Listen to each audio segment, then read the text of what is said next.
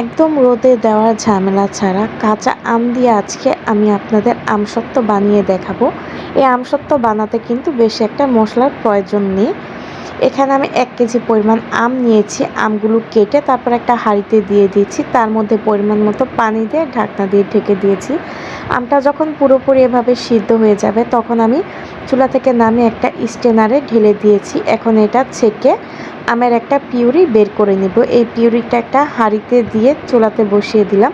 তারপর এখানে 1 কাপ পরিমাণ চিনি দিয়ে ভালোভাবে নেড়েচেড়ে মিশিয়ে নিচ্ছি। এখন এখানে আমি 1 চা চামচ 5 ফোড়ন সাথে শুকনো মরিচের গুঁড়া দিয়ে ভালোভাবে নেড়েচেড়ে মিশিয়ে নিচ্ছি। এখানে অন্য কোনো মশলা দেওয়ার প্রয়োজন নেই। আমি বিট লবণ আর নরমাল লবণটা দিয়ে ভালোভাবে আবার নেড়েচেড়ে মিশিয়ে নিয়েছি আর কিছুক্ষণ নেড়ে টানিয়ে নিয়েছি। এখন চুলা থেকে নামিয়ে বড় ছড়ানো একটা প্লেটে ঢেলে দিয়েছি আর এটা আমি ফ্যানের বাতাসে 1 দিন পর্যন্ত রেখে শুকিয়ে নিয়েছি। দেখুন ঝটপট তৈরি হয়ে গেল কাঁচা আমের আমসত্ত্ব। আর এটা খেতে কিন্তু অনেক বেশি টেস্টি হয়ে থাকে। বাসার একবার হলো কিন্তু এই কাঁচা আম দিয়ে আমসত্ত্বটা তৈরি করে খেয়ে দেখবেন, ভীষণ ভালো লাগবে।